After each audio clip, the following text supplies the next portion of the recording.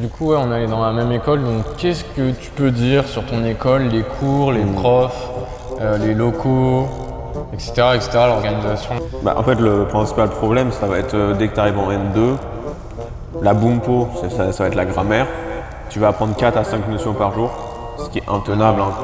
Tu vas peut-être en comprendre certaines, en retenir, etc., mais tu vas pas pouvoir tout maîtriser. Et là, non, c'était vraiment chacun dans son coin. C'est ça. T'as pas appris tes 20 kanji, toi, bam, allez au goulag. C'est vraiment ça. Non, je rigole. Non mais on en est pas loin. Une fois que cette période d'étudiant est finie, il faut bien trouver un taf si tu veux rester en Japon, du coup. Et ça. Et comment ça se passe les recherches là? Explique-nous, un rechercheur, recherchant. C'est un recherchant d'emploi. Rechercheur. Il y a Pôle emploi Japon si vous voulez, ça fonctionne un peu apparemment. Mais non, c'est le parcours. On va être transparent, c'est le parcours du combattant.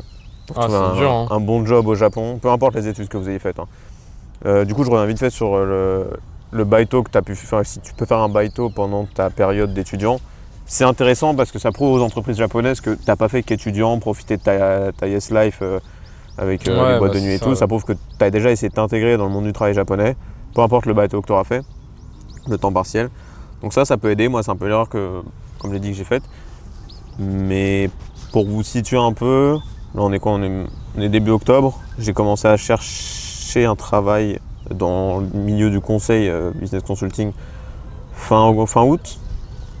Jusqu'à présent, j'ai rien eu, j'ai eu que des refus, pas de réponse. Là, j'ai eu justement un entretien il y a quelques jours. C'est dans l'événementiel, donc pas du tout dans le conseil. La raison principale, c'est qu'ils attendent un niveau N2 grand minimum. C'est ça, pour les jobs à responsabilité, c'est du N2 minimum, voire du N1. Les écoles de langue vont vous vendre le truc en mode avec un N3, vous pouvez obtenir pas mal d'emplois et ainsi de suite. C'est faisable? Non. La réalité des choses, c'est que c'est pas possible. C'est soit tu es transféré depuis ton pays d'origine et dans ce cas-là, il n'y a pas de souci. Soit si tu es directement sur place, il te faut le N2 ou le N1. Ouais, c'est ça. Donc, en termes quantitatifs, j'ai dû envoyer 250 CV pour l'instant et j'ai eu qu'un entretien. Toi, ça s'était passé. Toi, je pense que c'est vraiment un parcours différent vu que tu as fait de l'intérim, etc. Ça va être plus fluide sur la longueur. Moi, en gros, pour vite fait expliquer mon parcours, du coup, moi, en France déjà vite fait, on a fait la même école, donc c'était un bachelor assez classique, marketing, management, France, Asie, blablabla, une école un peu ambiguë. Après, j'ai fait un master PGE à l'ISG, qui est dans, s'il vous plaît, excusez-moi du peu. Attention, monsieur. C'est quoi déjà les classements? Ouais, en gros, ils ont une sorte d'organisation qui regroupe les 30 meilleures écoles de commerce. Et donc moi, mon école était là-dedans, mais je vais pas mentir, l'école n'était pas incroyable. De toute façon, les écoles de commerce, on va pas se mentir, sauf si tu vas à HEC. Et encore. Et des trucs comme ça, mais oui, encore. Et au Japon, ils s'en battent les couilles de quelle école tu viens. Tu peux dire quelle école tu viens, ils font très bien, ok. C'est exactement ça. Au Japon, ce qui importe, c'est forcément quand même de voir que tu as fait du marketing, etc. Ça importe. Mais eux, ce qu'ils veulent, c'est l'expérience. Au Japon. Voilà. Et bref, moi, du coup, je suis arrivé. Pareil, j'ai envoyé pas mal de CV. Donc j'ai un peu traîné au début, mais j'ai quand même envoyé pas mal de CV. C'est de faire des rendez-vous, mais on m'a bien fait comprendre. Frérot, t'as pas d'expérience au Japon, voilà, etc. Et je voyais bien que pendant mes interviews, mon niveau de japonais n'était pas si fou que ça. Donc j'ai un peu, je me suis résigné, je me suis dit, tu sais quoi, premier offre qui arrive, je l'accepte. Même si c'est un truc pas ouf. Et du coup, j'ai fait de l'intérim au début chez Bulgari, ensuite chez Céline. Donc je traduisais japonais, anglais, je nettoyais le magasin, les trucs un peu, voilà. Et là maintenant, j'ai pas envie de dire où est-ce que je travaille, juste pour des questions que, voilà. Mais du coup, je suis en CDI et par contre, je le dis, je travaille pour une marque de fringues. Et encore une fois, pareil. En gros, j'ai travaillé 1 an en intérim pour Céline et Bulgari. Au bout de 1 an, je me suis dit ok, j'arrête parce que j'en pouvais plus. Après, c'est là où j'ai mal géré, c'est que mon visa allait bientôt s'arrêter. J'ai préféré quitter mon intérim sans avoir trouvé quelque chose derrière. Et du coup, j'étais un peu sous pression parce qu'au Japon, t'as que 3 mois pour retrouver un taf. Et encore une fois, j'ai envoyé des CV, c'était compliqué. Les 3 mois arrivaient bientôt à expiration, entre guillemets. J'ai pris la même décision qu'il y a 1 an en arrière. J'ai dit le premier truc qui arrive, je le prends. Le truc qui passe, je le prends. Mais heureusement, grâce à ça, maintenant, vu que je suis en CDI, j'ai un visa de 3 ans. Parce qu'au Japon, t'as visa de 1 an, 3 ans ou 5 ans et c'est aléatoire. N'importe quel taf que tu fais, C'est salaire, vrai. etc., c'est de l'aléatoire. Il y a des critères, mais dans la réalité des choses, je pense que c'est un peu aléatoire. Hein. Ouais. Parce qu'il y a des gens, ils font vraiment un boulot type Convenience Store et ils arrivent à avoir le visa de 5 ans. Moi, par exemple, j'ai un pote, il travaille pareil pour une marque de fringues, mais dans un gros établissement quand même. Et il a eu 5 ans direct. Ouais, pour avoir 5 ans direct, c'est une folie. Ouais, non, c'est... Moi, là, j'ai eu 3 ans, donc je sais que là, ça y est, je peux prendre mon temps, je peux attendre. Donc là, moi aussi, je me suis remis justement en train de chercher un taf, parce que je vais pas mentir, travailler en magasin, ça m'intéresse pas du tout. J'aime pas ça en plus. Donc voilà, moi je vais pas faire le mec, mais j'ai étudié marketing, management, logistique, etc. Je veux travailler dans ces secteurs-là. Que pour la recherche d'emploi, c'était compliqué. Et tout simplement pour la recherche d'emploi, c'est chaud parce que il te faut de l'expérience au Japon, il te faut un très très haut niveau de japonais. C'est ça le problème. C'est ça qui est dur, c'est que toi tu viens en tant qu'étudiant et tu te dis bon bah la suite des choses, c'est de trouver un taf. Mais en 2 ans, sauf si tu as étudié le japonais chez toi en France pendant 5-10 ans. Bah ça le fait pas sinon. Non, tu peux pas. Et en fait, tu es un peu dans une course contre la montre où tu te dis ok, il faut que je m'améliore vite en japonais, il faut que je trouve un taf. Mais il y a la fin du visa qui arrive. Il y a la fin du visa qui arrive, il y a le truc et le machin. Après, tu trouves un taf, c'est pas vraiment ce que tu veux faire. Et tu te dis bon, faut que je continue de progresser, machin. Mais le japonais, ça prend beaucoup de temps. C'est quasiment 10 ans pour être bilingue. Non, c'est... Et au Japon, le niveau d'exigence est très élevé. Bon, forcément, on est au Japon, mais voilà. C'est pas comme, je pense qu'en France, tu peux trouver un taf où tu parles que anglais assez facilement. Oui, un taf même très qualifié, juste en anglais, ça suffit. Voilà, je pense. Je pense. Il y en a quand même pas mal. Hein. Donc c'est un peu, ça devient une course contre la montre, ça met la pression et voilà, c'est très difficile comme langue. Après, oui, il y a plein de gens qui m'ont dit mais pourquoi tu taffes pas dans les entreprises étrangères?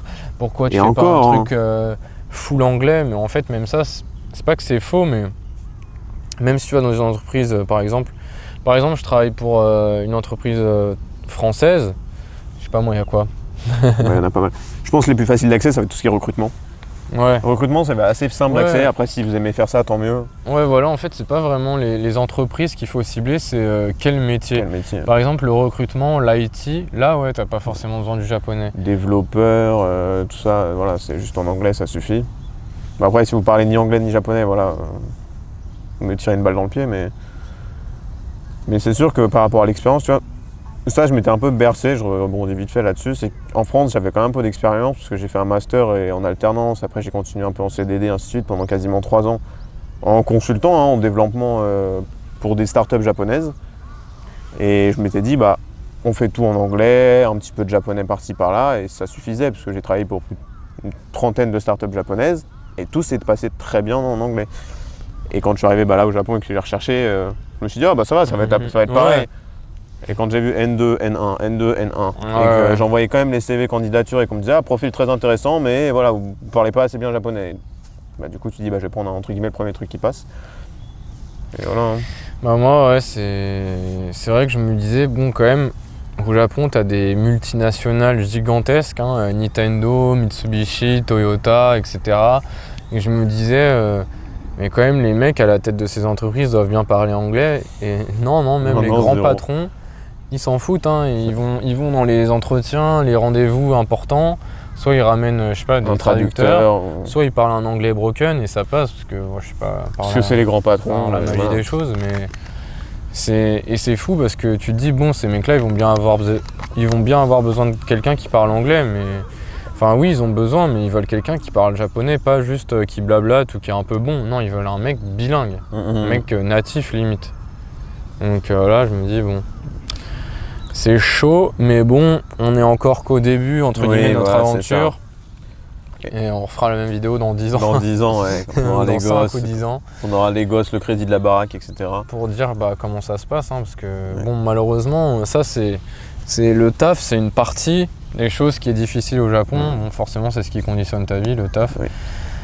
Mais il n'y a pas que ça au Japon qui est dur. Hein. Franchement, les banques, actuellement, j'essaye d'obtenir une carte de crédit, c'est pas possible parce que moi, mon nom en français, il est très long. Voilà. J'ai 3 prénoms, plus mon nom de famille. Et quand je mets ça sur les sites en japonais, ils comprennent pas pourquoi mon nom est aussi long, même si c'est marqué comme ça sur ma carte de crédit. Parce qu'au Japon, voilà, ils ont juste un nom, un prénom, et à chaque fois je me fais refuser en fait. J'essaierai de faire un test quand je commencerai à travailler, je essaierai de faire une carte de crédit, parce que moi c'est juste un prénom et ma famille est super court. On verra si c'est vraiment ça le problème, ou si on est tous les deux refusés juste parce qu'on est étranger. Bah après souvent ils regardent aussi ta situation. Stabilité, ainsi de suite. Stabilité, en gros, c'est pour ça ils te demandent quand tu demandes une carte de crédit, ça fait combien de temps que tu travailles dans ton entreprise actuelle. Ils te demandent aussi ça fait combien de temps que tu vis dans ton appart actuellement. Donc je pense qu'ils prennent toutes ces options et ils disent ah non ouais, c'est pas ouf. Ils demandent aussi combien tu gagnes. Ça c'est ouf parce que je pense qu'en France tu demandes une carte de crédit, ils te la donnent comme ça. Ils vont te dire tiens, carte de crédit peut-être c'est un peu plus chaud. Ouais, carte de crédit je pense que c'est quand même un peu plus complexe. Hein. Ok ouais. Bon bah c'est plus mais pas chaud, non alors. plus super compliqué, surtout qu'on est français donc. Ouais. Voilà, c'est tout accéléré, bon même s'il y a des marches administratives en France, voilà. Mais... Ouais. Ouais, moi là par exemple ça fait 2 ans que je travaille au Japon, je suis en CDI, alors je touche pas des 1000 et des 100 mais bon bah voilà on va dire que c'est normal. Et bon qui me passe pas une carte de crédit ça me fait chier quoi. Parce que toi du coup le problème c'est que dans la finalité si tu veux faire un achat en plusieurs fois, parce que c'est la problématique, hein, c'est que quand tu voulais acheter un truc sur Amazon ou je sais plus quelle connerie. Parce que bon parfois j'ai envie d'acheter des trucs qui coûtent cher mais j'ai pas envie de mettre tout de suite l'argent dedans et j'aimerais bien diviser en plusieurs fois et non c'est pas possible parce que... Pas forcément en 10 fois mais des fois en 3-4 fois. Ouais même genre tu vois payer en 2 fois, juste un truc je paye ce mois-ci et le mois prochain. Ouais voilà c'est ça, mais non. Genre par exemple un iPhone, j'ai envie de me repayer un, j'ai pas envie de foutre direct 1500 € dedans tu vois. Genre j'ai pas envie de... allez hop, tout le salaire qui part dedans quasiment. Mais je pense que tout le monde fait comme ça, hein. Un mec qui gagne même 1 million d'euros par mois, s'il s'achète une Lamborghini, il va pas l'acheter direct, bon j'ai une connerie, tu vois 300 000 €, il va pas mettre 300 000 balles direct, il va faire, il va mettre en plusieurs fois ou il va faire un prêt qui après il va rembourser, bon ça c'est encore autre chose mais voilà. Oui, surtout que les riches ils font de l'argent avec les crédits donc c'est un peu différent. Mais... Ouais. Bon, après il y a plein de trucs, je ne connais pas mais... Et ouais, c'est pas évident. Le Japon, ça sera compliqué si vous venez, que vous comptez rester durablement ou y vivre. Je pense, honnêtement, il y a peut-être au minimum 2 ans, 3 ans. Si vous avez beaucoup de chance, dès le début, vous allez trouver tout ce qu'il vous faut. Mais voilà, pour les 2-3 premières années au minimum, je pense qu'il faut se conditionner à ce que ce soit compliqué, que ce soit au niveau de la langue, de l'emploi, où ça va pas forcément être ce que vous voulez faire. C'est une bataille mentale un petit peu avec soi-même. Là, ce qui est dur, c'est qu'en plus, t'as l'économie qui est vraiment pas ouf au Japon. Donc, quand tu commences ici à travailler, t'as des salaires vraiment extrêmement bas. Et forcément, avec le yen qui est très bas, quand tu commences à faire la conversion et que tu vois que tu gagnes que 1 000 € par mois, tu te dis putain, comment je vais faire pour vivre ici ? Donc c'est vrai que tu as des moments où ta motivation à aller comme ça, il y a beaucoup de moments où tu dis est-ce que je retournerai pas dans mon pays ? C'est un peu la facilité mais après c'est le problème, c'est que si tu commences à construire ta vie au Japon, que ce soit l'appartement, les meubles, ton cercle amical, ta copine, machin, tu commences à avoir de plus en plus de complications pour retourner en France. Et par rapport à la conversion, j'essaye de moins en moins de la faire parce que dans la réalité c'est pas ça. Oui. Parce que par exemple, là actuellement 1 000 € c'est 175 000 yens. Mais dans la réalité des choses, au Japon, 175 000 yens, ça te fait à peu près, je pense, 1 350 € de pouvoir d'achat. Ça fait pas 1 000 € exactement. En fait, c'est ça, faudrait penser japonais. En fait, faudrait penser en japonais et se dire, non, là, si tu vis ici, bien sûr, hein, si t'es touriste, c'est une autre histoire. Mais si tu viens ici, faut pas se dire, mon salaire, il est à 180 000 yens, donc ça fait 1000 balles. Donc c'est de la merde. Donc c'est nul. En fait, faut se dire non, le pouvoir d'achat est comme ça au Japon, donc c'est plus comme si j'avais 1300, 1400. Ouais, c'est ça.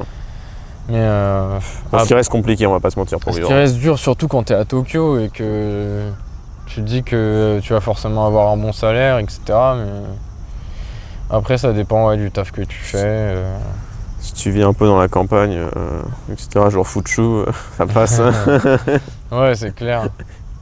Non, mais après bon, c'est vrai que souvent, moi, là, dans le magasin dans lequel je travaille, il y a beaucoup de clients français qui viennent. Et quand je leur dis tout ça, ils me disent mais le Japon, c'est un pays magnifique, etc. Trop bien, mais par contre, c'est vrai que pour y vivre, ça a l'air compliqué. Bon, c'est vrai que là, on vient, entre guillemets, de parler pendant 1 heure un peu négativement. De négativité, mais par contre, ça reste un pays magnifique. Non, c'est... propreté. Le calme, surtout. C'est pour ça qu'en fait, t'as des défauts dans chaque pays. Mais c'est sûr que le Japon, économiquement parlant, le travail et tout, c'est dur, c'est ce qui fait beaucoup de ta vie. Mais le style de vie, le calme, la propreté, comment tout est organisé, tout est rapide. Mais tu vois, même à Tokyo, c'est des millions de personnes, il n'y a pas de bruit de klaxon, tout est hybride, donc il n'y a pas de bruit. Et si on revient par rapport à la vie et au travail, ok, c'est pendant les 2, 3, voire 5 premières années, ça va être très compliqué. Mais je suis persuadé, c'est pour chercher un emploi, j'ai contacté énormément de personnes via LinkedIn, où j'ai eu des appels, des interviews, enfin voilà. Et ils m'ont tous dit, tu vas galérer au début, ça va être compliqué. Mais au bout de 2, 3, 4, 5 ans, une fois que tu parleras bien japonais et ainsi de suite, là tu as beaucoup plus de portes qui vont s'ouvrir avec des bons salaires vu que tu vas parler au minimum anglais, français, japonais. Tu vas accumuler un peu d'expérience et tu as tes diplômes français aussi. Et là tu auras des salaires plus que corrects. Donc voilà, je pense que c'est une bataille avec toi-même pour tanker les quelques premières années. C'est ça. Et une fois que tu arrives à tanker ces années, tu peux te permettre de bien vivre au Japon et de profiter quotidiennement. Ouais, c'est ça, au début tu es un peu... c'est comme, je sais pas, c'est comme un jeu de management, là, les Sims ou je sais pas quoi. Hein. Non, j'ai de la merde, mais au début, t'as pas d'argent et petit à petit, tu construis ton truc et il y a des moments où tu dois cutter, tu dois te dire, ah ça, je vais peut-être pas aller me faire un restaurant, je vais peut-être pas faire ci, je vais peut-être pas faire ça. Mais voilà, tu prends l'expérience. Après, faut se dire aussi que on a quand même, on a un background, on a fait des bonnes études quand même. On a travaillé, on est trilingue quand même. Donc en fait, on a quand même des bonnes compétences de base et c'est sûr que maintenant il faut qu'on fasse nos preuves dans un pays qui n'est pas le nôtre et qui est difficile. On n'a pas choisi l'Angleterre, l'Espagne, les États-Unis. C'est l'un des pays vraiment les plus difficiles et peut-être que dans 5 ou 10 ans on refera la même vidéo, on dira en fait le Japon, on y aura peut-être du négatif aussi, mais peut-être qu'on dira maintenant on est bien, on a telle vie. Par contre, c'est vrai que ça, c'est nul, ça, c'est bien. Oui, ça aura changé. C'est pour ça que c'est bien aussi, c'est que là, on donne un point de vue très, de jeunes étudiants ouais. sortis d'école avec peu d'expérience. Et puis après, tu pourras donner ton point de vue dans 10 ans, puis dans 20 ans, puis dans 30 ans. Donc c'est ça qui est bien aussi. Et après, je serai mort. Donc. Mais non, je crois qu'on a fait à peu près le tour de ce qu'on voulait dire. On a parlé des écoles, du taf, de la vie un peu au Japon. Si vous avez des questions, mettez en commentaire ou quoi que ce soit. Mettez tout en commentaire, les gars, les 2-3 personnes. Il refera une vidéo parce que moi, il m'a invité, ça m'a déjà cassé les couilles de venir jusqu'ici. Et voilà, c'est tout. On va pas utiliser. On va pas tergiverser. On va pas tergiverser, les gars. Abonnez-vous. Lâchez un pouce bleu. Lâchez le pouce. Abonnez-vous. Lâche le pouce.